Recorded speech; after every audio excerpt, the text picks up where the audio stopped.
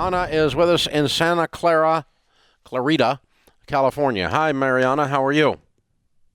Hi, good and yourself? Better than I deserve. How can we help? Okay, so my husband and I started your program January, and we are on baby step 2.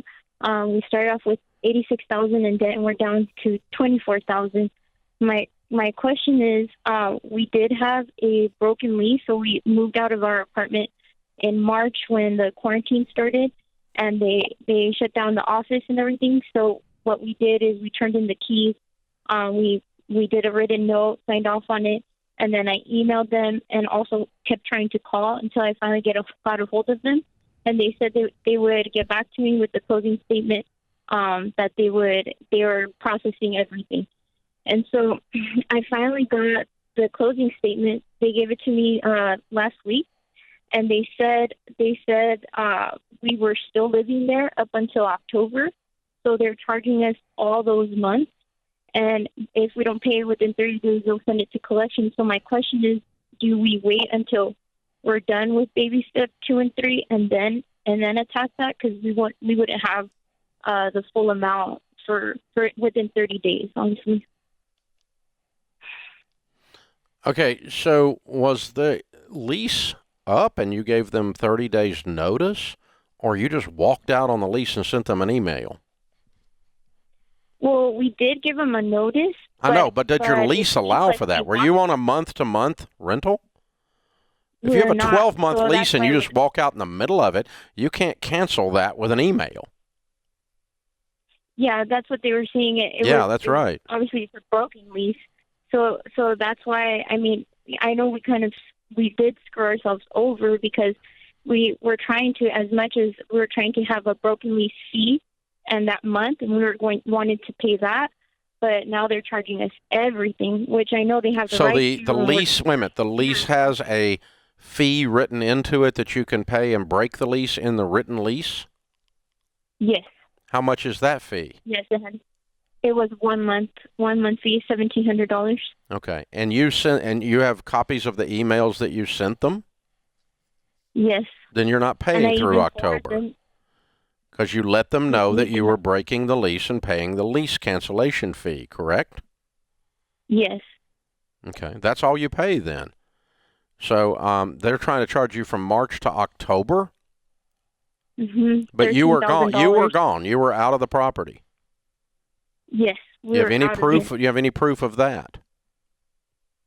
I mean, I don't know what other proof than just not being there. Well, where were the keys? That's what they were asking. Mariano, where did you turn the keys into? Into the Dropbox, because the office was closed when quarantine started. So in the Dropbox, we put a note with it signed, and they're saying they got none of that. They're saying they don't have the keys. That's also in the closing statement, the keys for the fees for the keys. They said we left nothing.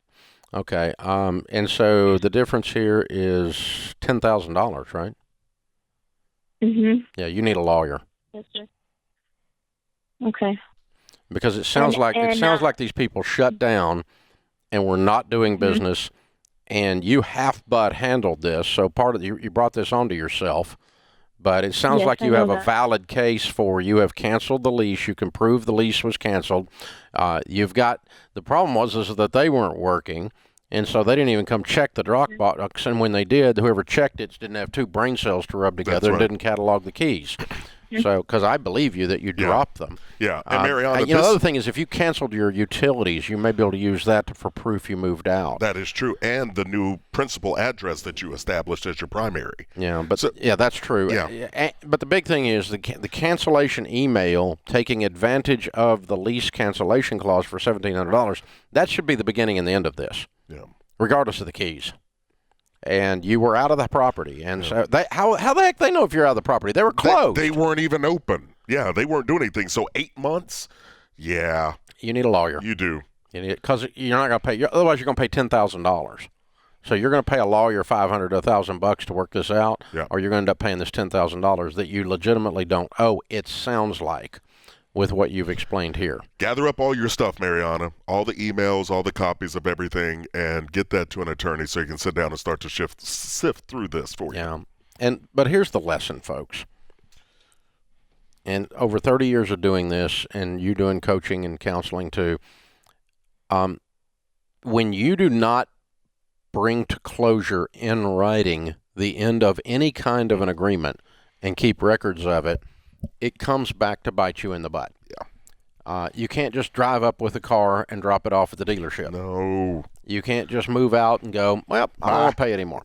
You can't and send an email. I mean, you've got to get you've got to get contact with human beings, get written proof that a conversation has occurred and that there is a release. Yes. But instead, you guys just kind of skipped town, trying to do it properly, but you half-butt did it. Right. And so it came back and bit you. But, okay, I settled this with a collector. Some of you, I've heard this story 1,000 times, and they promised me so-and-so, but you didn't get it in writing. If it ain't in writing, it's not real. It didn't happen. I'm just going to tell you. And so be an advocate for yourself, meaning call, as Dave says, take notes, dates, times of who you spoke with, what was agreed upon.